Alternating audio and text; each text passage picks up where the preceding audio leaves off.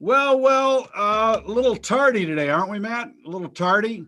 We try to accommodate our guests that are based in Australia that we have coming on today. So, I did a lot of streams, Matt, over the years, right around this time because it's Asian opening. Obviously, Australia's in Asia, or in the time zones anywhere. Anyways, so yeah, good morning, Australia. Yeah, we got an Australian guest. I can't wait to get into it. Matt, before we do that, let me just make sure I'm retweeting. We like retweets out there. Man, I gotta tell you. Where is he at? There he is. Missed trade. That's what we're driving for here. 59 seconds. And we got no viewers yet. Let's get a retweet out there and see if we can't get somebody to show up. Anyway, it'll be up forever. Matt, let's talk. It's America's pastime. No, that's not. I unreal. Let's talk about this first then. Just about the far and wide disparity amongst people and their tolerance for further masking, especially outside, and not being able to gather. I think some people are fairly through with it. And this is the mayor of Elk Grove Village, suburb of Chicago. And they're going to do their concerts and fests this summer, no mask required. You ever been to the Elk Grove? Tinley Park. No, Elk Grove. That's not Tinley Park. No, I know. Elk Grove. I've never been there. The Elk Grove Music Theater. Matt, by the way, I see you got a beverage. This is the first coffee I've had in about 10 days. But I got a Moscow Mule ready to fire. It is après. Here, it's pre-pray. In Australia, it's après here. And we are into the cocktail hours. Well into it. Is that a great sound? The Moscow Mule from 10 Barrel Brewing. We might as well do a little suds review. There's a few suds there. The green screen makes it disappear too, which is cool. It looks like it looks like it's like nuclear. the drink. We're gonna talk about the ruble today too. Let's not forget. Moscow Mule, vodka with natural flavors. I got a feeling that Moscow had nothing to do with that drink, but that's just mine. Oh, no, that is a little tart. That's some tartness on that. That's actually got an IBU. It's got an International Squinchy Face Unit. I'm going to make that about a 48 on the IBU. All right, man, let's move along before Manny joins us. Hey, it is baseball season, Bobby. How about it? It is. Yesterday, Carlos, I don't even want to, I didn't see this live, so I didn't hear the announcer. Harry Carey, White Sox, Comiskey Park. Holy cow! Send up another Falstaff. Carlos Rondon, he's got a no-no going through the eighth, and he did it. He threw the no-hitter, nearly a perfect game. Well, what happened? Did he walk somebody? Was some of the fans, one young gentleman in particular, pins and needles through the whole game and breaking down in tears of joy when the no-no was completed. Just awesome stuff. I mean, this is why, Bob, it's great having fans back. I don't care if it's 15,000. That sure is 15,000 is better than zero. So I'm all for this. And this is why we are sports fans, because of the emotions tied into our team and our guy getting the no-hitter, right? That's awesome. Love it. And can you share? Was there something else? Yeah, this one was even better for me. Let me hang on one second. Yeah, because you're a Detroit Tiger fan, and nothing makes you ill more than No. This has nothing to do with the Tigers. I'm a Dodgers fan, as you know. That's my National League team. Oh, you're a Dodgers fan? That's blasphemy. No, they were always my team growing up, because in the 70s, Detroit sucked. But I mean, even better than the no-no is this one, Bobby. Oh, was that a dinger? Yeah, Justin Turner dings one in LA last night. Look at that. Oh, sploosh. Look. Oh, sploosh. That is awesome. He got the ball. He didn't interfere with the playing field. Look at him. He's so pumped. Yeah. That is awesome. And man, that's Nacho Cheese. And Justin Turner, by the way, sends him a new plate of nachos. So that is fantastic. Matt, I just thought about a couple other things that are going to tie in here, and I don't know where we go, how this goes for price discovery.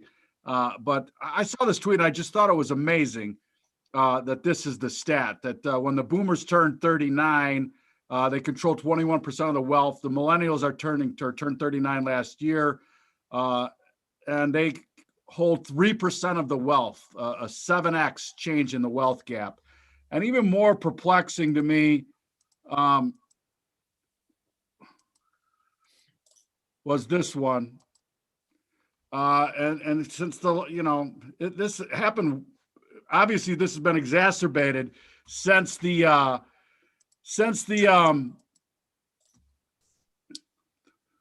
corona, the high corona. But I think you can see that the trend really has been going for a while, since mid 2000s. And the Fed, as they bailed everybody out and nobody loses, that helps the top 1%ers for sure. And the other thing that ties into this is, I saw a tweet thread from Mark Cuban talking about how difficult it has been on these NBA players and their families, and the people don't understand the difficulty of it. And I'm like, are you seriously, dude? You're fucking kidding me right now. There's people that have a hard time putting food on the table. They can't pay their rent, that are losing their houses, and we're supposed to identify with the troubles of playing a bunch of games. It just blows me away. 3 games a week. Yeah, that's tough. It's tough being an NBA player playing 3 games a week. Right, it's terrible. Some of them back to back. Can you imagine we had to play these games back to back? Oh my God! Imagine being a hockey player. And I don't know. I don't know what here's the other thing I thought about this when I saw this. This is going wider because the people that have gotten stimulus checks and everybody's just plowed money into these markets, whether it be stocks or cryptos. You look at it and scratch our head at the valuations. And when the blood hits the street, the people that can least afford the money that they have invested are going to lose it. And this chart's going to get worse. Not better. We might be at 5,000 on the S&P when that happens, but hopefully they take some profits. That'll only take a couple more weeks, I'm sure, to get there. But speaking of sports and speaking of kind of the merging of stuff that's going on, the other with Coinbase coming public, Bob, and players whining. I was watching the Nets game last night, and they had in all their third team, and they were down 20 to Philly, and they came back, and Durant was apparently he was celebrating the night before because of Coinbase, which he 53x'd already. Whether it was 100,000 or 1 million, I can't tell you. But Kevin Durant, the fans were going, they were just booing Kevin Durant, and he didn't even play last night. So I don't know. Did you see that he has a higher tweets per day than points per game? He's got a pretty good PPG. At 29 a game. So yeah, he's tweeting more than he's scoring. So I think that's part of the rub. Well, again, he made a nice little play on Coinbase. Good for him. The rich get richer, coming back to your chart. So I just wanted to throw that one out there. Poor Mark Cuban and poor the players. They're all so poor. Matt, you just have no idea how hard it's been on them. And so he's got to take another day off and tweet some more. And Kyrie's got the same problem. Like that guy, man, he's always complaining about something. It's like, all right, man, let's talk. Since we're going to have an Australian in, let's talk some Australian dollar. Why wouldn't we? Okay. Why don't you bring it up first? 610. Let's fractal out a little bit. Let's go to the 3-day on the Aussie. And it's had a nice little run here since November. Aussie, and it's making a nice clawback right now. For me, it looks like it wants to stay on that choo-choo wagon and trade higher. And I saw this other thing today that was about Canada fully going to guaranteed minimum income stipend. They voted on it. Universal basic income. I think they voted on it, or at least it's gotten through committee in Canada with 78% approval. And the thing that I find interesting, and Australia is another example of resource-rich countries. The thing I find interesting about Canada, though, it's resource-rich, yet it's fully in line with Klaus and the Great Reset and climate change. Like, how do you pay for this if you don't exploit your resources? Again, the age of ambiguity shows up all the time, and we can go to the Canada and look at it. Quite similar, man. It's had a great run pretty much since March, since the low. It really never gave back very much in November. Resource rich, tons of crude oil and timber. But as a climate champion, how do you pay for everybody if you're not going to rape the earth in Canada to pay for it all? I don't know. It's the age of ambiguity. I don't have an answer for it. And they started knocking on doors in Canada, and we're with the military, and we're here to make sure you have your vaccine. So that sounds good too. Man, fully aligned. That's the 10 barrel podcast. Well, how about Trudeau saying yesterday that not only will 3 shots not help, but you still need to wear a mask because 3 shots don't do anything, but keep taking more shots. That'll help. Man, one of my best deals of my life was to invest in some real estate in Canada when it was about 66 cents. And watch it go to. Sounds like you made a deal with the devil.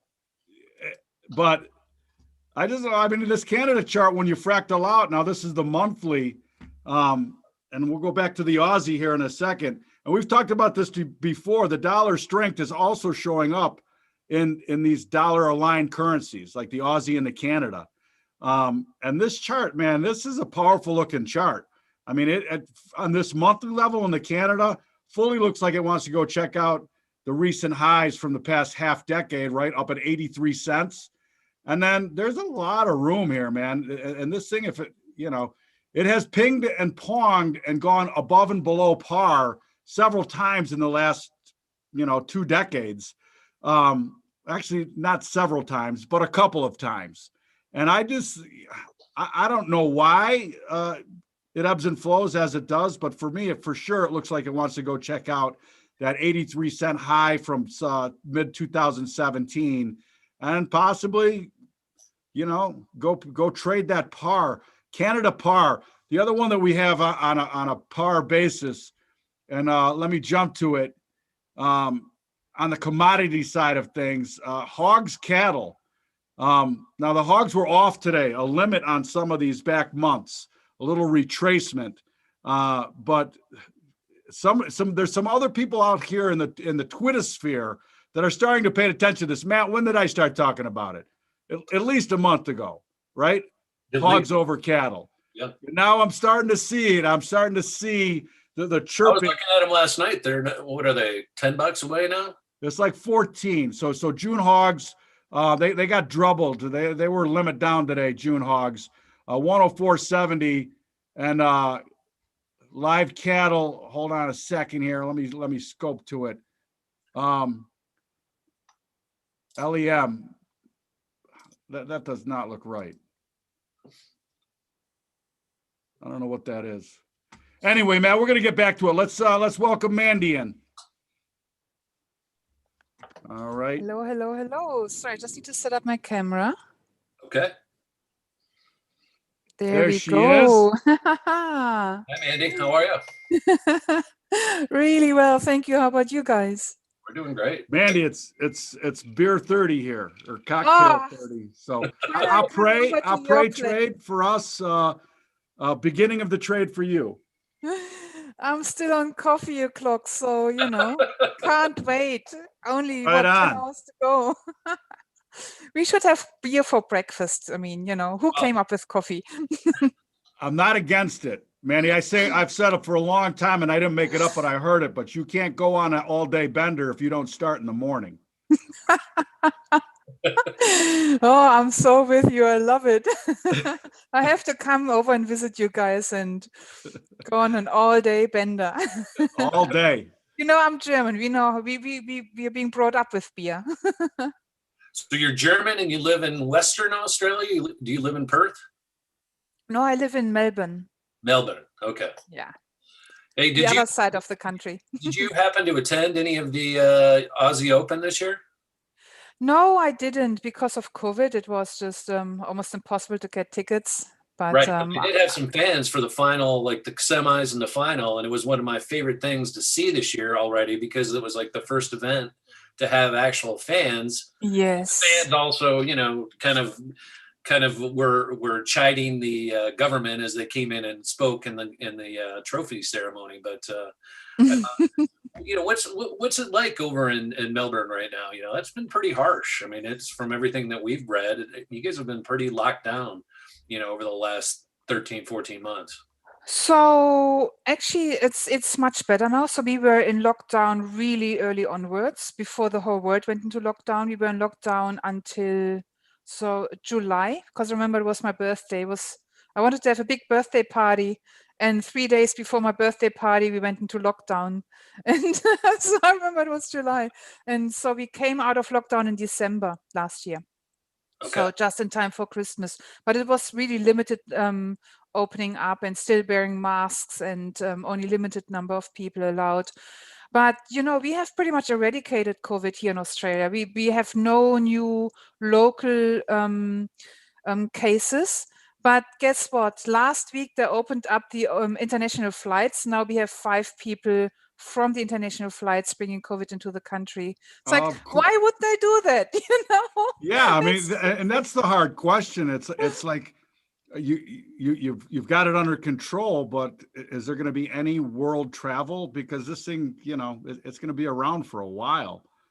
Yeah. So, and it's so many unknowns. I mean, I hear so many different stories because I have clients from all across the world. So, one client told me her husband had COVID really, really bad. And she was sleeping next to him every night and they had to be in isolation together. She didn't get COVID. Yeah. Like, I mean, what's that all about? I've heard similar stories, where people that cohabitate don't get it. And matter of fact, I talked to my dad's wife yesterday, and her son and wife and 2 of their 3 kids all just got it last week, and wow. one didn't get it, and they were all same thing, all traveling. He flies his own plane. They were in Florida, back and forth between Florida and North Carolina, and she never had it, but everybody else got it. But it really wasn't. Fortunately, it wasn't anything too serious for any of them. But thank God, so good to hear. I have heard all sides of the spectrum. From it was just like a flu to have been hospitalized. I mean, Stephen Goldstein's daughter, Stephen from the Alpha Mind podcast, she is 23, a yoga teacher, a vegan, and she got it so bad. She wrote it on her blog. We just don't know. The argument that if you live healthy, you don't get it doesn't seem to cut it, because I know people who live extremely healthy and got it bad. So there's more to it. It's like trading, isn't it? There's so many. Let's talk about trading. Parts. Let's talk about how you got into this crazy game, and why don't you give us a little background about yourself and kind of what you look at and what you trade, and I know you coach a lot of people, so talk a little bit about how you got to where you are today. So it's almost embarrassing to say, but my journey in the first few years was just a journey of making really bad decisions. And so I got into trading because I made a bad decision. I lived in Hong Kong for 5 years, and then I met an Australian boy, moved to Australia, and felt incredibly isolated. In Hong Kong, I don't know if you have been to Hong Kong. It was in late 90s. It was, was a bus, and I was out every night. And Australia was just so different. It was a culture shock for me. And I found it hard to find friends. So I went to this free seminar about wealth creation. I've never heard of wealth creation or personal development before. And so it was like a free night of success or something, or success thinking. And so then I'm like, oh, wow, there's a whole new world out there that I don't know. And a friend gave me the book Rich Dad, Poor Dad from Robert Kiyosaki, which was a bestseller at the time. Right. And that opened up a whole new world that I have never heard of. So I started going to this free group gathering. And then on the back of that, there was a big seminar, a 3-day event on how to make money. And it was trading, real estate, and business. So looking back, it was so basic, but I paid like, I don't know, 5,000 Australian dollars for it. And it was it was in 2000. So, it was a lot of money then. But But what, that was during probably, one of the early U.S. bubbles, right? In 99, 2000. Is that, yeah, there was, I think, just during the tech boom, wasn't it? Just Yeah. before it all went downhill. I mean, was that what interested you? The fact that you were hearing all these No. stories, or it just happened to coincide with the timing? Yeah. So what happened was I was just trying to find friends and went to this free seminar and found people that I thought are interesting. And so then went on the back of that to this paid seminar. What these people then did, they said, well, if you don't want to invest yourself, give us your money. We do it for you. You know how that ended. Hard shill. So I went to the bank and got a $10,000 loan. Oh, And gave them, and I was lucky, like there were people who gave them $500,000. And again, it was in 2000. It was so much more than it is today. And the guys just pissed off to America, never to be seen again. are you sure they came to America, or are you just pointing fingers? No, not pointing fingers. They really I mean, they came to could have America. gone to the islands. We don't know this for sure. They escaped Australia, let's say it this way. They were Australian guys who escaped Australia with all the money that they collected. So the guys who had organized the seminar were, of course, really embarrassed and said, we can't get you your money back, but you can choose any other seminar that we offer for free. The only seminar left was trading. And I thought, okay, I never saw myself as a trader because of my self-image. I never thought, I never saw myself as being smart. I was always like the sweet little one, and my brother was the smart one. So trading was the only one left. And I went to the trading seminar that was options. And then I was like, oh my God, the Holy Grail. I now can become rich too. And someone said on the seminar, he said, the biggest problem is being disciplined and following the strategy. And I said, come on, I'm German. We Germans invented discipline. Right Little on. did I know. So so that was my beginning. That was how I started this journey. And of course, a very clunky, troublesome beginning, I would say. yeah. You found all the pitfalls right away. Yes, and these pitfalls, I say they found me, but because I didn't know how to think strategically, right? I was like a little kid. I was so naive. I believed everything people said, and I didn't know how to make good decisions. If I had read Daniel Kahneman's book Thinking Fast and Slow at the time about how to make really prudent financial decisions, I wouldn't have ended up there. Right. And so I also, because of my self-image, I gave my power away. I never thought that I can be someone who can invest or trade or become wealthy on my own accord. I always thought I have to have someone who does it for me. So that was just feedback for me where I was at in my mindset, my self-image. Sure. And that's then when the journey began, because trading, is just a mirror. And it wasn't going well. And so then I started this journey of personal development. I started with landmark education, which was massive. I didn't learn anything about becoming a better trader, but what it gave me was really reconnecting with my family. There was a reason why I was on the other side of the world here in Australia, my family in Germany, because we didn't have a relationship. And so that's when I started. It was 2003 when I started reconnecting with them. And now we have this really epic, loving relationship. That's And fantastic. I'm super grateful for it. So then I did, all the Tony Robbins work. I did, you name it, I've done it. Any seminar I could find. So that was my journey into trading, the beginning. I think that's awesome to touch on, Matt, and I don't think we've really touched on it very much. That how important understanding your personal dysfunction and your history and working through those things, because they show back up your dysfunction. And there's not a greater vehicle, maybe other than drugs and alcohol, for dysfunction to screw up your life than in a trading environment. And it's incredibly important for traders to at least pay attention to it at the very least, and to really try to get a handle on your personal hygiene as it relates to trading.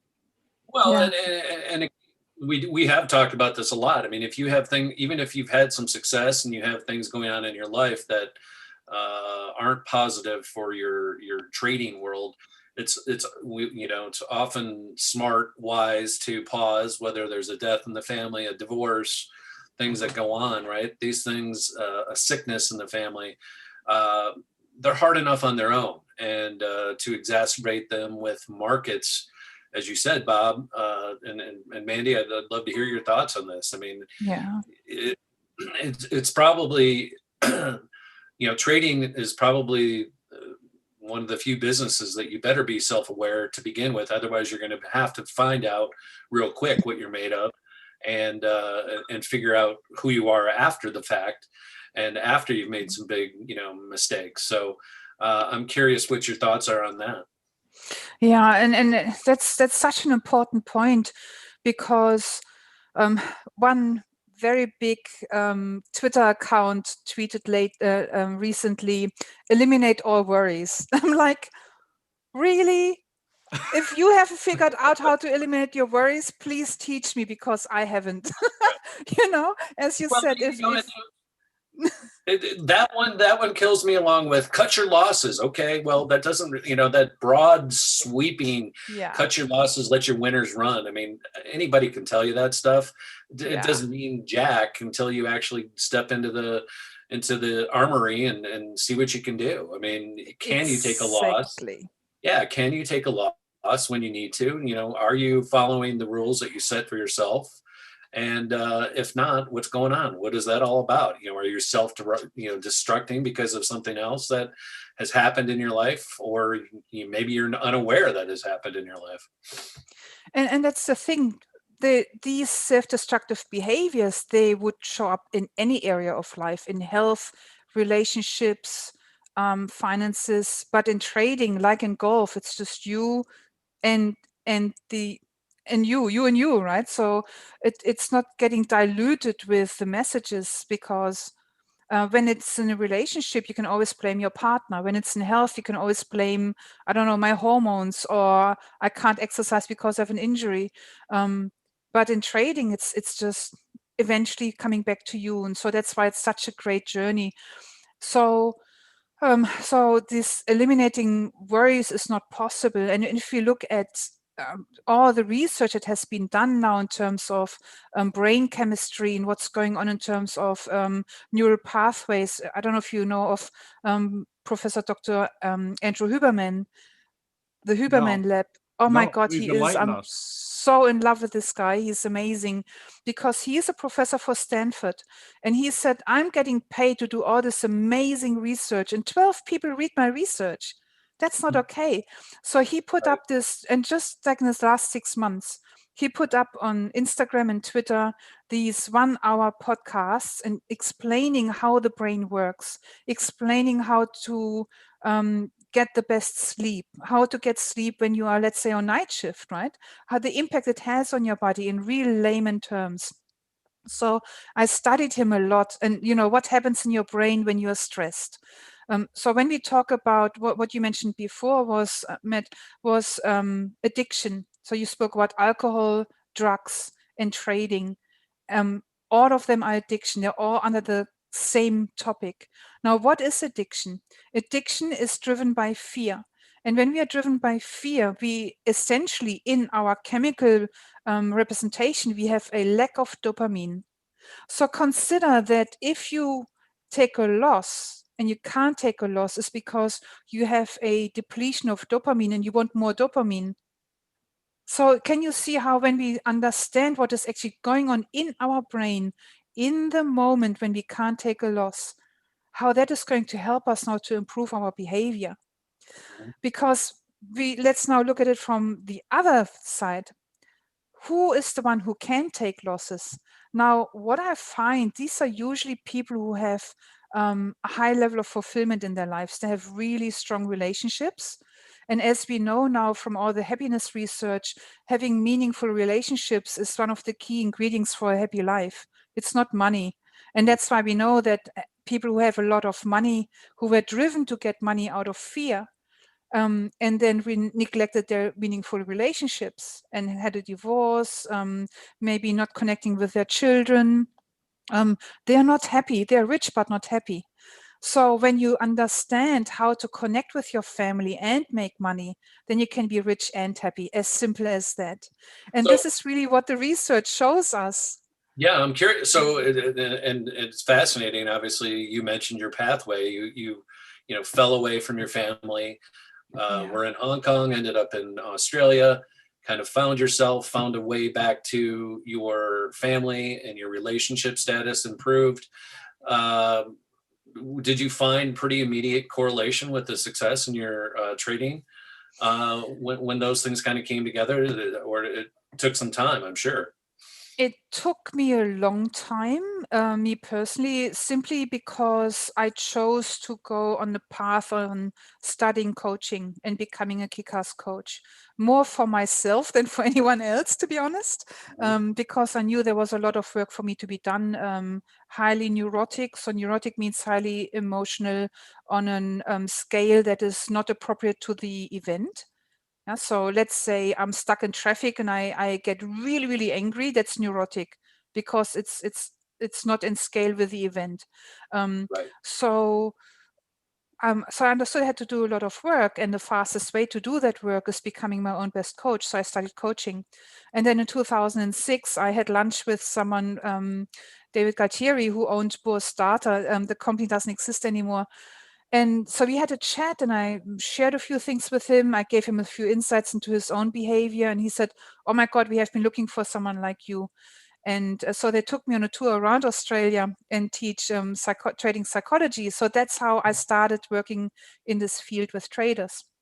But so to get back to your question, you know, it's incredibly hard to become excellent at two areas at the same time.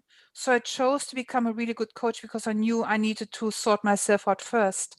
And how I knew that, Matt, is, and I see that now in a lot of my traders, I had this mental fog. Someone would explain to me something and it would not land in my brain. It's like there was a layer on my brain that didn't let the information in. Now, this is what I now know and understand, and also with, you know, work like Andrew Huberman. This is highly stress and caused by trauma. This is the survival brain mechanism, exactly. And so our prefrontal cortex, our thinking brain, doesn't work. And again, if you look at the chemical processes in our brain, it's a chemical process that interrupts the connection between your prefrontal cortex and the limbic system. That's it. So now that we understand it's a chemical process, what can we do to bring dopamine into our system? Hence, going back to fulfillment. Now, after I started sorting myself out, then I needed to learn how to trade the markets, how to understand the markets. And that was pre-internet. And again, it was very restricted. And I had to figure out who's a real good entertainer, right? Listen to me, because I fell for a lot of entertainers who didn't know how to trade. Charismatic people who said, "Come, give me your money and I'm your savior," rather than finding out or having a really good decision-making process on who's a good trainer, who can really teach me and understands me. And I was working with a trader yesterday. It was so interesting because he has been with a trading group for several years now. And I had one session with him. And he said, "Oh my God, you know, it's so different. I want to continue with you." And I said, "What is different?" It's not rocket science, Matt. What they did, they were talking at him and teaching him. I did the opposite. I asked him because this guy has so much knowledge about the markets. He Sure. could have a PhD. He didn't know how to put it together. And all I said to him, what is the first thing you do when you open up your platform? What do you look at? So I elicited his way of natural thinking. And based on that, we put all the pieces and techniques and tools that he already had, right? He had a massive toolbox, put it But together. he was maybe lacking on the confidence because he was always told maybe whatever, from, again, it could have been from an early time or Yeah. a bad relationship at some point in his life, where he finally kind of got to that point where I'm not good enough. I'm not that person, right? And he couldn't, instead of just following his process is where you started with him, and tell me your Exactly. process and tell me how you look at markets, because then from Yeah. there we can see where you are. And that is exactly it, Matt. So he had a childhood that wasn't particularly traumatic in terms of any events, but he was kind of, I call it orphaned very early on. So his parents were busy with their business. He was he's a little bit of an oddball, dyslexic. And so you didn't really found it easy to make friends, and he was all alone. There was no guiding father or mother figure telling him how to make it through life. And when we are children, we need that, right? We need some sort of a guidance.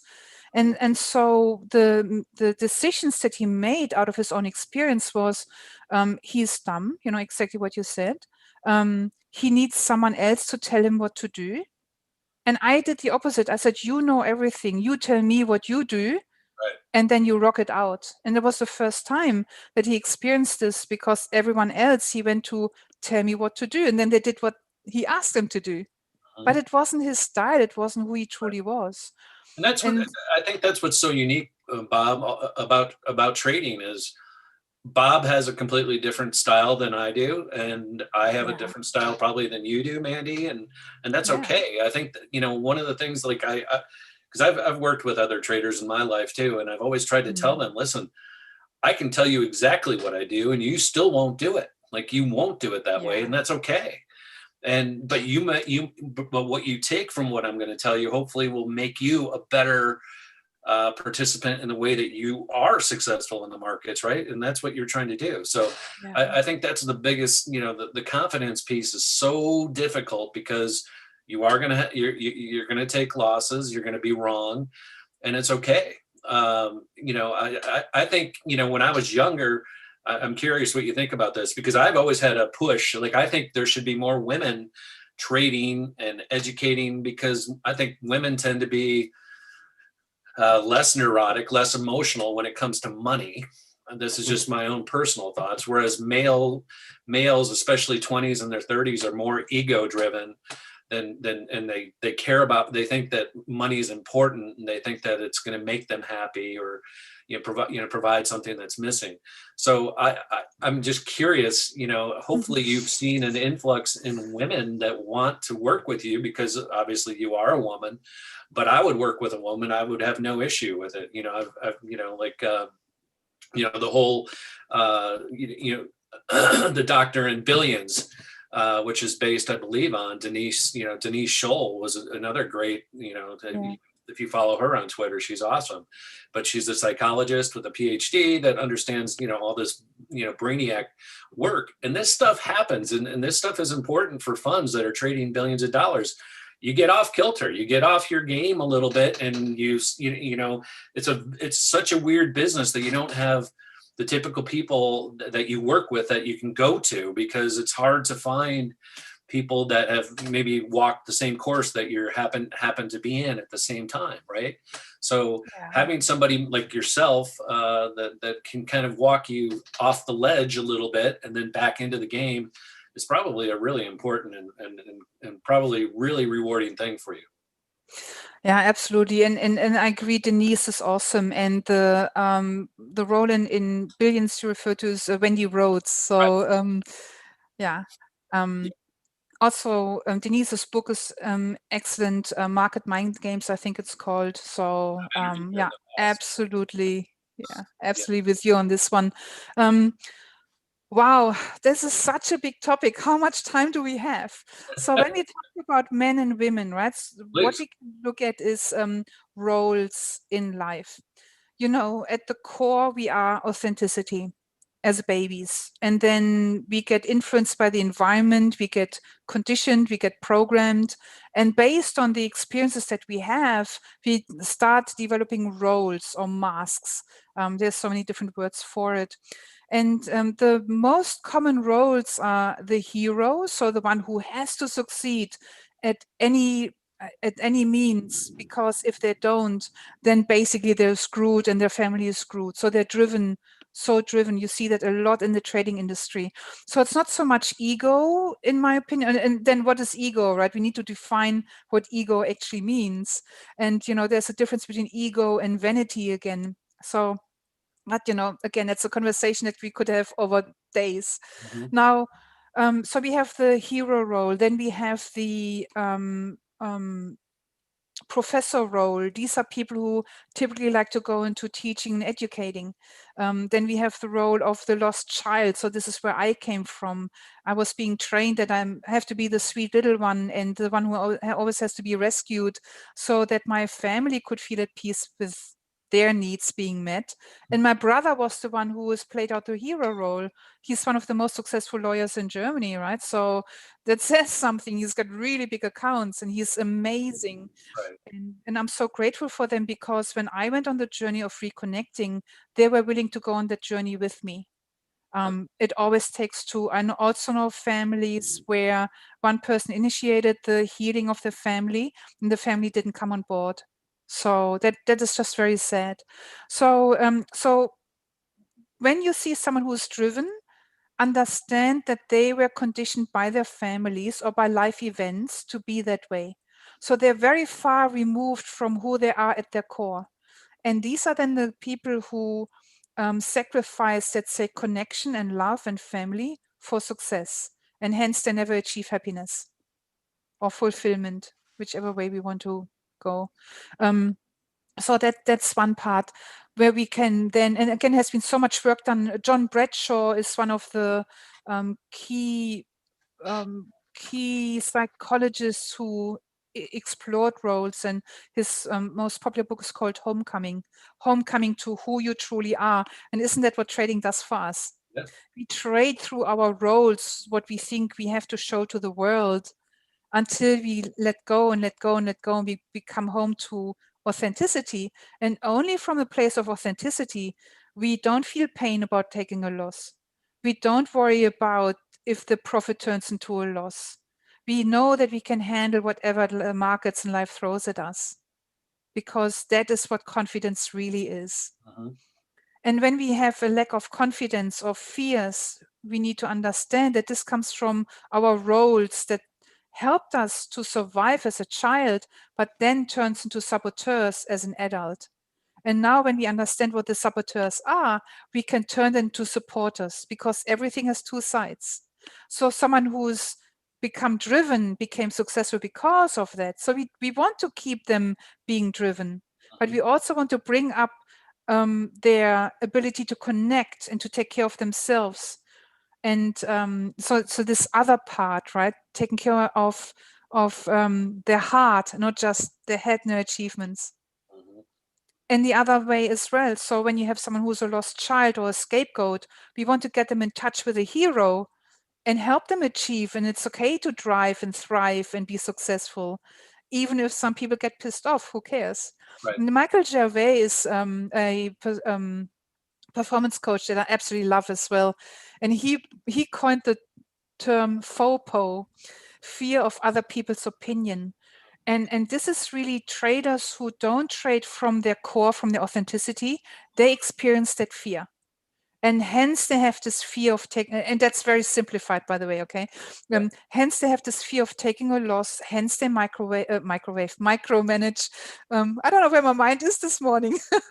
Hence they micromanage. Hence they make all these impulsive and compulsive behavioral mistakes that we see in the markets. So having all this understanding about human behavior, it is now really easy to go back for the individual trader and say, what is it that's at play for you specifically? When we understand what's at play for you specifically, then we can dive deep heal it, transform it, and you are free to achieve and climb mountains. So to give you an example, I was working with a trader, and he had 2 trades that he was waiting for the setup. The setup came, he hesitated, and both trades, of course, went to the moon. And he was so angry and so hurt. And then I did this process with him, going deeper and deeper into the layers until we came to, at the core, why he was so angry about himself was the fear of his mother judging him and abandoning him. Because when he was a child, he did something that was not accepted in the family, and he was being punished for it by withdrawal of love. And that, he's now a 35-year-old man, but these are the echoes from the past still reverberating in his trading. Sure. Now, I know when I hit the spot, because the moment we spoke about it, he felt this immense relief, the weight lifted off his shoulders. The next time he missed a trade, it was like, oh, well, there's more opportunities. Yeah. Something that he intellectually knew, but he didn't feel. I think I was just fortunate. I was really good from the onset. I was naturally gifted at interpreting markets. Nice. And being able to take losses. I was always very good at it, because I always realized, I don't know why, but I just felt like I could make the next trade. So if this one didn't work, it wasn't all. I never felt like it was all or nothing. For me, the most frustration comes. That is a positive thing, but the frustrating, and I'll speak to it right now because we're in a market that for me is very frustrating. We're in a market where all things are. I can't explain half the things that are up, and I can't explain half the things that are down, and therefore I just kind of shut down and don't really want to trade. But that's also, I also know that this too will pass, and that we won't be up the next 17 days in a row. Most likely, it's possible, but when we start moving like we have been, I get really frustrated in markets like this because there's not a lot that that makes me want to. I literally have to pull myself away from the markets, otherwise I start going crazy. Yeah. So that's just that's like my biggest. I don't know. It's not a problem, but it's just, I want to have all markets be volatile all the time, and especially in the last 10 years, it seems like we've had less and less volatility. That you have to, like, I've got to find more positive divergences, things to read, people to talk to, do the podcast with Bob, to stay away and keep myself out of the fray of, it's not about being right, but it's about, if there are certain times when the opportunities aren't as prevalent as they are other times. And sometimes when it's just flowing and you're in that moment, maybe 20% a year, it's the best, right? It's the best feeling. But the hardest part, I think, about this business for me is during these times when I don't really feel like I have a great edge one way or the other. And it's hard. Yeah. It's really hard. There's so much in this. So to begin with, that's one of the key, everybody asks me, so what is it all the professional and successful traders have in common? And one of the key traits that I see is they have no problems cutting losses, like no problems. And Linda Rushke, she's the same. She's like, I cut immediately. I can't stand having a losing trade on my portfolio. It's like I get rid of it immediately. So that is one trait that I see. Now that can be trained as well. If there's someone who finds it hard to cut losses, that can be changed. That can be trained, that you are someone who loves cutting losses. So that's one thing. What I also found commonly, it's the hero roles who find it really easy to cut losses. They just get rid of anything that stops them from succeeding in life. And they're also very good at saying no. And I recently read this tweet, I think it was from Danny Myers, who's a famous restaurateur in New York. Right. And he said, I made Shake more Shack, money. Right? Shake Shack. Yeah, that's one. Yeah. That's the one. Yeah. And he said, I made more money by knowing when to say no than saying yes to opportunities. And that is measured by how much money I avoided to lose and how This is much true. time. And so I know this through going through my 30 plus years of trading, that if I don't stop in moments like this, it's just going to be more painful. It's going to be way more, Yeah. So for me, it's way less painful to do nothing than it is to try to trade in a market that I clearly have no edge and no understanding of why it's doing what it's doing. So Exactly. yeah. So another point to what you were saying is, again, I have learned that from Linda, and I see that with all my 5-6 figure traders a month traders, they make 70% of their profits in 20% of the trades. Yep. And so anytime someone comes to me with, I want to make consistent profits, I'm like, yeah, good luck. Yeah. Don't come to me for that. I mean, but that's this is. I'm glad you're saying this, because I say this to people all the time.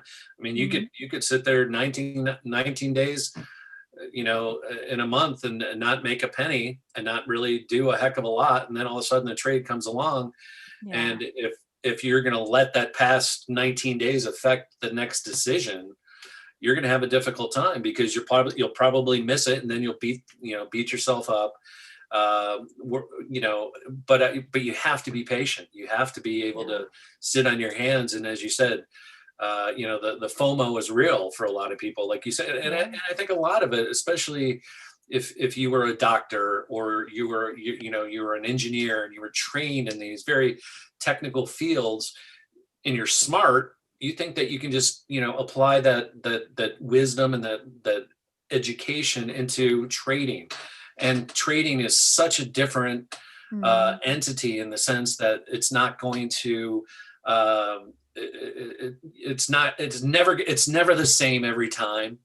And just because you're successful as a doctor does not mean you're going to be successful as a trader. Like, you got to get over. It takes a completely different skill set. It's like, just because I'm successful in playing soccer doesn't mean that I can be a great tennis player, even though both involve balls. Right. It's like, we don't want to talk about other ball games, but so the what you also mentioned, Matt, is what comes under the topic of behavioral patterns. So, 40% of our behavior is genetic, they have now found out, and 60% is learned. So the 40% of our behavioral patterns we can't change. And that's, again, why it's so important to have self-awareness. How do you naturally make decisions? Do you know the DISC profile, DISC? The IOC? DISC, DISC profile? No, I'm not familiar with that. It's a behavioral pattern profile like Myers-Briggs, all of them. Okay. I'm trained in DISC profile, so I love working with DISC. And we have those 4 different energy types. And they are different in terms of, someone sat down and observed people. How do people make decisions? How do they react to stress? How do they interact with other people? And then came up with those 4 broad insights. Now, if you're someone who is a high D, they make really quick and fast decisions focused on facts and figures. This is usually my hero role. So now you can see how all the different models and frameworks that we have in psychology, I'm not a psychologist, by the way, I'm only a coach, that we have in psychology, we can now overlay and then say, all right, so this trader has these natural behavioral patterns. That's why he is most suited for this type of trading. So a high D would be very suited for short-term scalping if they wanted to. A high S, they need time to make a decision. So they would be the one wanting to buy a car. They go to the dealership on a Friday. They see a car, they like the car, and then they say, I'll come back on Monday. I have to think about it. Mm-hmm. So they will not be great scalpers or short-term traders, because you need to make quick decisions on the fly. Right. However, if they want to be a scalper, they can then go and train themselves to bring up their high D and become someone who is facts and figures focused and make really quick decisions, because they have a framework, a system, a strategy that they can follow on how to make a quick decision. Can you now see how that works and how we can identify this is the kind of trader? And so when you say, this is not the market I want to work with, you're honoring yourself, you're in your authenticity. And so this is really what I love about what you have to share, even though I don't agree with you with the sitting on your hand comments. Come on, do something useful. Go do the dishes, Well, that's my point. vacuum. That is my point. I will go walk the dog. I'll take 2 hours out of my trading day. Let me ask you this though, because I've had this conversation with Matt that I think he's got a skill set, and that if he was given some other trading methodology, he just says carte blanche, this is not my trade setup. And I've been trying to say, well, you don't know that. If we automated something and you were forced to interact with it, maybe you have a perfect skill set for intraday scalping. It's not something that you think you prefer to do, but given the right technology and the right interface, I'm not so sure. I think he'd be exceptional at fast interaction with the market, given some setups on some automation that we're working on. What's your thoughts on Well, that? I'm not against high volatility, Bob. You know that, but we're not in a time where I know I'm going to get 3 or 4 trades in a day for most things. It's just not going to happen. So day trading in an environment where your volatility is muted, I can't force or I can't create volatility for myself. The market has to provide for me. I am very much I've never been a predictive trader. I am a range trader. I pick areas and I know where I want to play. And by the way, that thing was like nuclear green again, whatever, your Moscow Mule. But to A your healthy point, dose of vodka. I think about like the things that I've done in my life when I get bored. But wait a second though, Matt, the Yeah. challenge was that she said that you should get off of your hands. No, Matt was just trying to change topic because it was just about him. So here's my insight, right? I don't know you much. It's the first time that we interact. I have, from your body language and the way you communicate, the impression that you are a thinker. Before you make a decision, you like things through. You don't rely on your feelings and intuition. You rely on facts and figures. High D, high S maybe is where you'd like to take your time. So when you are a scalper, you could train yourself to trade in a shorter term time frame, but it wouldn't make you happy. So we have to look at sprinter and marathon runner. It's like when I ask a marathon runner, an endurance runner, to become a sprinter, yes, they can do it. Would they really bring out the best in them? No. Right. Because it's other things that they love about endurance running that sprinting can't give them. Mm-hmm. And I have the impression that you like thinking. I'm happy to be wrong. Just give me some feedback. No, I think I overthink for sure. Yeah. So you can see now that on one hand, it is your genius because of your love for thinking. It has prevented you from making a lot of dumb decisions. I can tell you that. But on the flip side, it has also delayed you, and you missed opportunities because you were thinking too long. And so that's why I'm saying, wherever we have a genius, we want to keep the genius, but then we want to improve where it works against us. Mm-hmm. Yeah. So again, if I'm wrong, please tell me. I'm happy to be wrong. I'm just making an assumption of what I know from Bob's you so far. Bob's the genius. I'm just a guy here trying to get a few nuts so I can pay for the squirrels that I have created. No, I didn't say that you are a genius. I said. Mm-hmm. How do you generally work with the trader? Do you have an interview process? Is there some sort of Mensa test that somebody would trade, or a personality profile test? How does that? What's kind of the chronology that you use to work with a trader? Yeah. So they contact me. I have a chat with them first because I want to make sure that we are a match. That they like working with me. I like working with them because we are not always liking everyone, and that's fine. We want to make sure before the financial transaction is being done that we sort this out, that I want to work with the person and they want to work with me. Then also I want to know that I can actually help them, because there are people out there that I can't help, and I would send them somewhere else. So that's to begin with. Then let's say we start working together, they have to do a whole lot of tests, assessments, personality, behavioral assessments. I'm so trained that I can make quite a good assessment just by interacting with someone and speaking with them. But I have learned that I can't always rely on my feelings and intuition. I want to be facts and figures focused. And so to get back to why trading took me so long is because I'm naturally a feeling person. I'm highly kinesthetic, highly intuitive, but that alone doesn't work in trading. Now that combined with a really good foundational system that has been proven, that is great, right? So I do the same when I work with my traders. I now say, yes, I have an intuition and understanding what might be, but I want to see the facts and figures, and that's why they have to do the tests. Now the tests are just for me so that I can focus on, exactly, I would work with Matt very differently than I would work with you. If I were to work with you the same way I would work with Matt, you would get so bored, you would be out the door immediately. And that's why you guys are a great team, because you have different strengths, different ways of filtering information, and so you can compensate each other and support each other and complement each other. That's what the word. Mhm. So I have to do the test. It's just for me, so I know how to communicate, what to bring up, what your gaps might be. As I just said, Matt's genius or superpower is that he is a really great thinker. That makes him a great trader, but also makes him someone who takes too long to make decisions in other areas of life.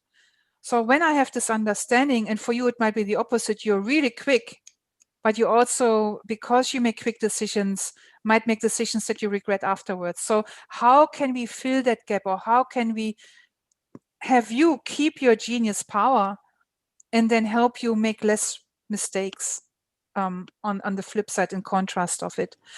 And then the first step I do is I ask my traders to explain their strategy to me only via audio, no video, no charts. And you will be surprised how many traders can't articulate their trading strategy and their thinking methodology. And what I see most traders do is they try to model exactly what someone does rather than modeling how a trader thinks. Now, I've studied Linda's strategies a lot. I can't trade like Linda because Linda is a big picture visionary. She can trade 10 different markets at the same time. I'm more of a detail person. But what I can model from Linda is the way she thinks. And that has enormously changed my life. Like, added so much skill to my life when I added that little superpower that she has to my thinking, to my interacting with life. And Talk so, more. I'm going to ask you a couple questions. sure, ask me. So Linda Raschke does trade a lot of different things. I've traded a lot of different things in my life also, and I prefer. Bob and I talk about this all the time. I don't have a problem putting on, one trade in the euro and another in the yen, even though they may not even be correlated or related at all. I have no issue with that. Matter of fact, I like having more things to do than not myself, because I know that the numbers will favor me. So I find it difficult to trade just one thing.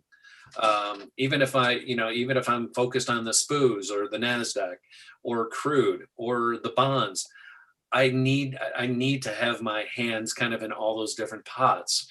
There's something so about, you would need variety. there's something about, they all trade a little bit differently, and I've done it long enough that I know how stocks trade. US stocks trade versus Canadian stocks versus Australian.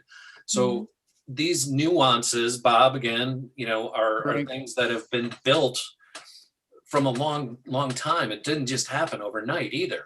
Yeah. And when I traded for hedge funds, and I had much broader scope of capital available to me, you behave differently, obviously, when you have more capital, and you can do more things. When you have less things to do, that's again where I go bonkers. I have to eliminate myself and remove myself from the screen.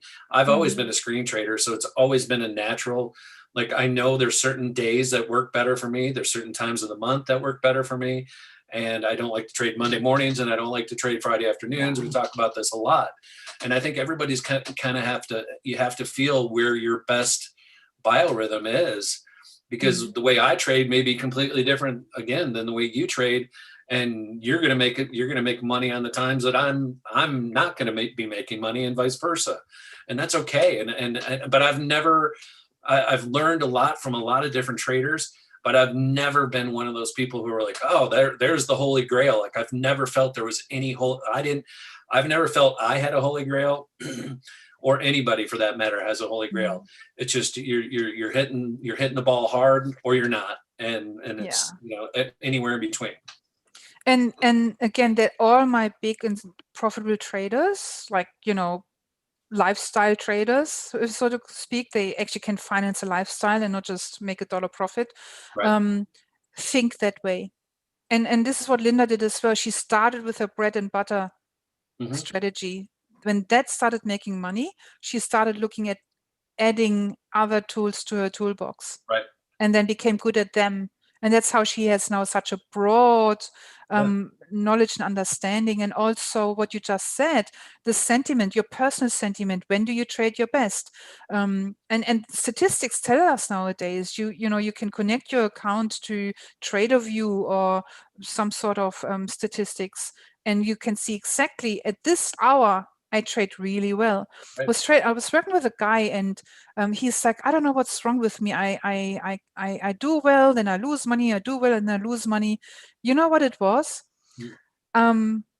He's an Australian trader trading the US market at night. 2 o'clock in the morning, between 1 and 3 in the morning, was mostly 2 o'clock in the morning, he had his biggest losses. I said to him, go to sleep at 1. Don't trade at 2 in the morning. Right. Right? Yeah.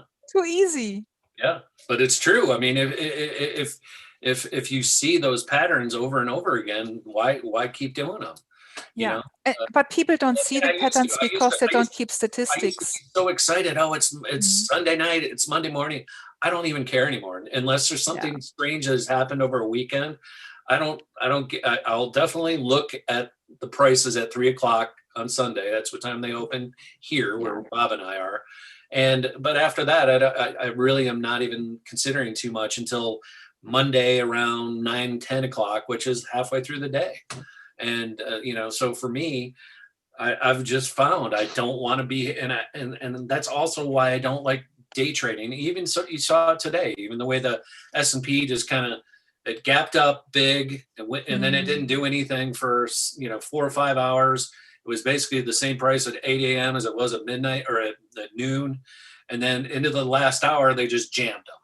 Right. Yeah. So, and then they could have jammed them either way. And I detest that type of, and it happens most. Why do you detest it though, Matt? Somebody's making money. I just, why do you detest it? I don't know. I don't like, there's something. Are you drinking the haterade? I mean, somebody's killing it with that move. Somebody's got it. They're on it. But it goes right back. Going to the whip, and they're just printing money.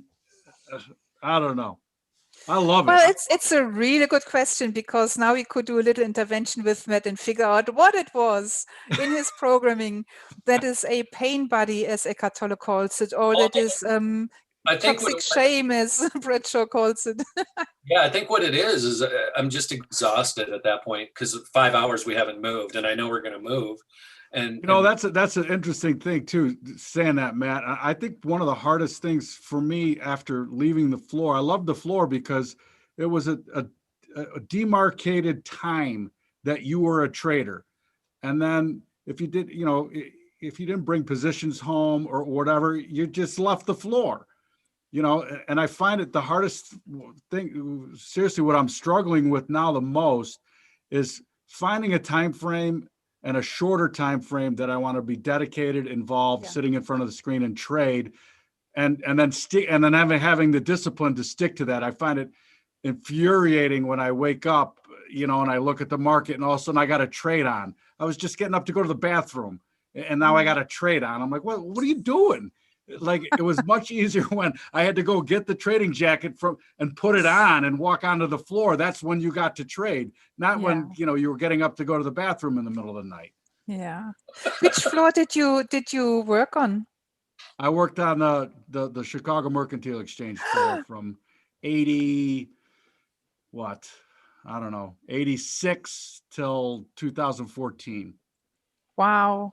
You know, when I visited Linda and Damon got me on the floor. So when was that? 2019. So I was able to go on the floor and have a look around and get a feel of what it might have been like for you guys. It's just Man, it was so special. But yeah, I mean, I need to strategize better and to nail down hours and be disciplined to that, because the markets are, over time. And we actually had somebody on recently and we talked about price discovery and how the bonds had so much price discovery going on in the Asian market.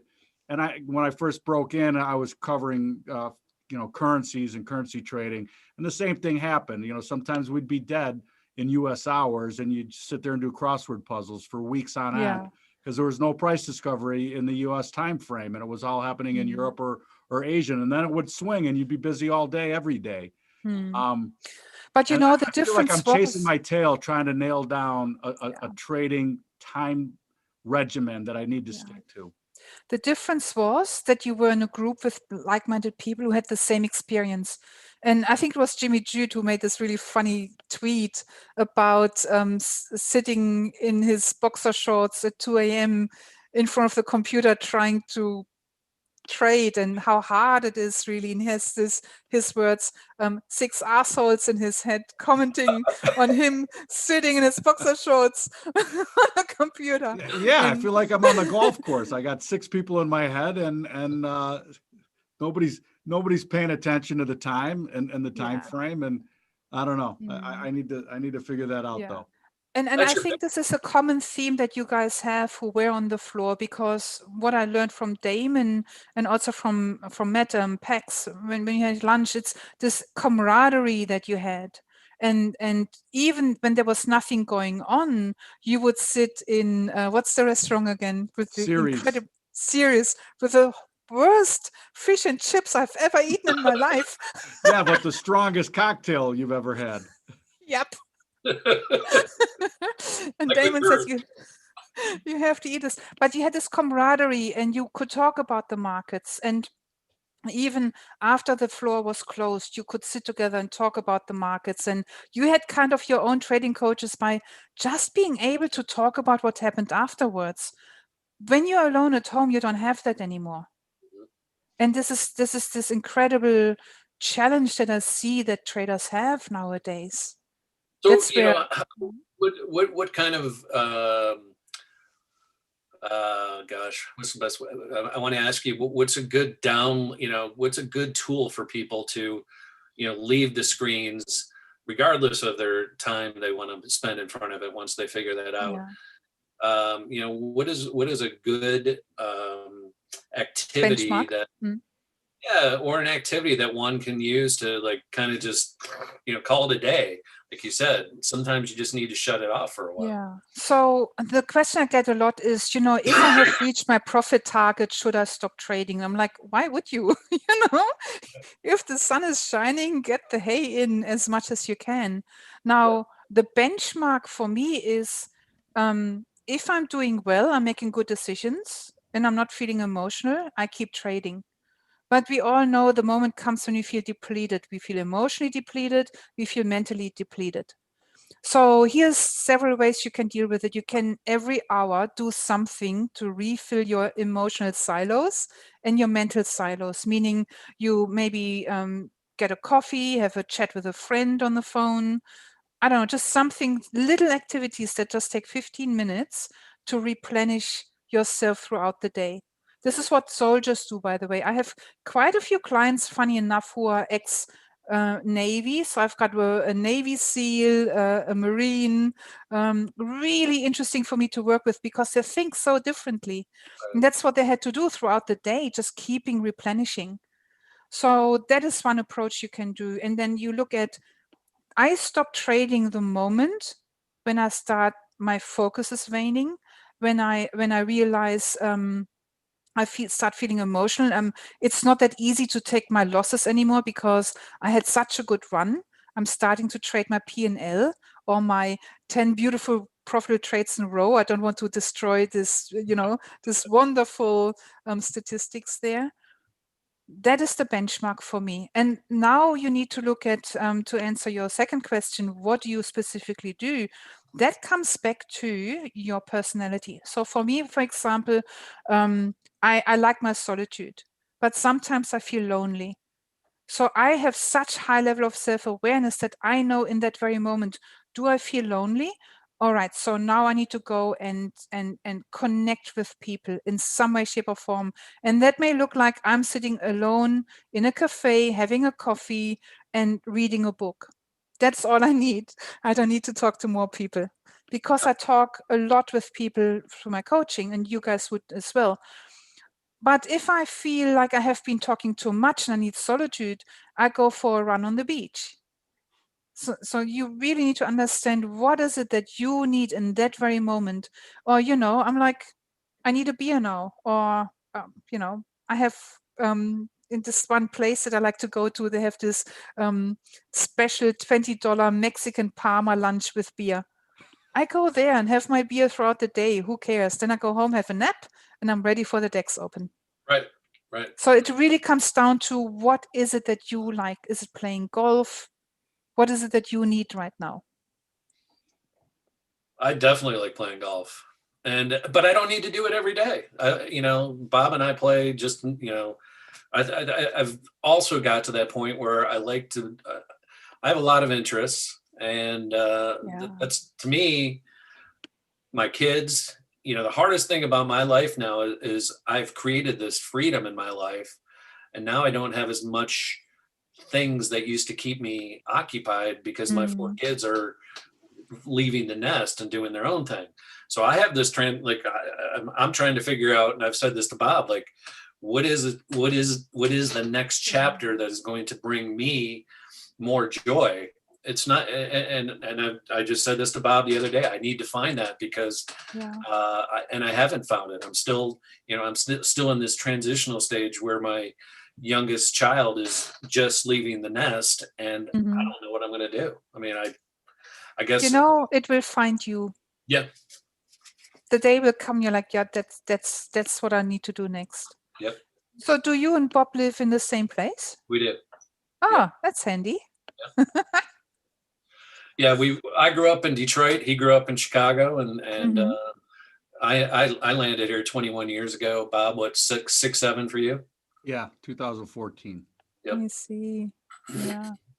So we would have been kindred souls one way or the other. If I were a trader, we were closer than Detroit, Chicago for a while there. Yep. When did you graduate at University of Michigan? When did you start there? 84. Yeah, see, I was in Kalamazoo in 84 and 85. We were 110 miles away. Right. We were close. It was destined. Yeah. Right on. It was, huh?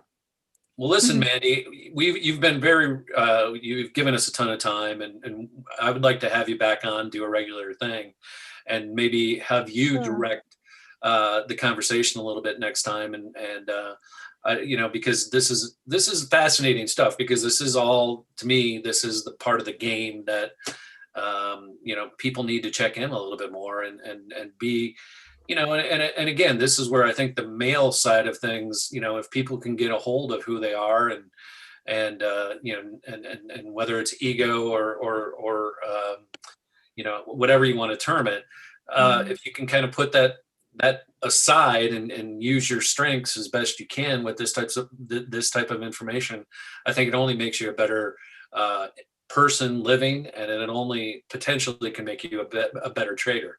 So Bob, your thoughts? No, absolutely. Manny, before you go, can you tell me again the doctor with the sleep work and Andrew Huberman, Huberman. He's on Twitter under Huberman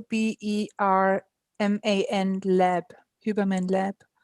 Okay, beautiful. Thank you. And he's got Thank like you so little much 1-hour time for videos. your generosity of your time, Mandy. I really, really Sure. appreciate it. I enjoyed hanging out with you guys. All righty. Thank you so much. We'll do it again. You have a great trading day. Absolutely. What Thank is your- you. what is your best time to trade? I'm just curious. What's your Based on my stats, it's really the DAX. I like trading openings. And that is so the DAX is going to be in about 6 hours or so that you're looking to find your most productive trading so the period. DAX is my 4 o'clock pre-market, 5 o'clock cash. Mhm. And during daylight savings, it's 6 o'clock pre-market, 7 o'clock cash in the evening. And so the US market at the moment opens at 11:30 at night. And so I get to trade the opening drive as well. But as you said, Matt, it's just so jumpy. It's not fun for me to trade either. So it's fun for somebody. We don't know nobody at this table, but for somebody. They have all moved into crypto. Now here's a question for you, right? You know how they say trading is a zero-sum game. Anytime someone makes money, someone else has to lose. That's not necessarily true. Okay. I don't believe that. It's true. Wait a second. Let me explain. It's true in commodities where there has to be a long and a short. It's not true in physically held assets because somebody's not necessarily short the stock. They could be. So only in trading systems and symbols that there is a need for a short side to the trade, which is commodities. So commodities, it's true that it is a zero-sum game because there has to be a short for there to be long. So somebody has to win, somebody has to lose. Yeah, but the time frames for each respective trader aren't necessarily. But it's still a zero-sum game on the contracts that are long and contracts that are short. The money transfers. If I bought Bitcoin at $5, there's nobody that's out money. If it's I'm just up $60,000. There's no short side to that trade. Right. Well, that was exactly my question because everybody seems to make money in crypto, but if that's the case, how does it work? Where are the losers? Because if you bought it at 17,000 the first time up, like in 17, 18, right? And then it crashed to $3,000 and you sold it at $3,000, you're out to 12 grand. There didn't need to be a short for you to take that loss. You just lost it. And we're, as you know, Mandy, we're at a point now where anybody buying any alt currency is making money. So it's just that easy. It's that easy. Let me tell you something, Mandy. You're gonna have a hard time with the number of traders or people that thought they were traders. The correction is coming. It's just a matter of when. And then there's going to be a lot of people saying, wow, I thought I was a trader. And apparently I'm not. Well, I have a client who thought, stuff it. Like he's a really good trader, right? He trades US stocks. He's over in Europe, in Switzerland. And he's like, stuff it. I'm going to invest in some coins. No idea. He put in $60,000, just relatively random selection, what he thought looks good. That was the only way he could ascertain the coins. He's up to $100,000 in a month. Like, what? I'm in the wrong game. Please take the profit. Yeah. Now he will. He's a really kick-ass trader. So he already took profits. He has what's it called? Running profits. So that's good. Yeah. All right, Mandy. Thank you so much. All the best, guys. Thank you. We will talk soon. Looking forward to it. All right. Bye. Bye.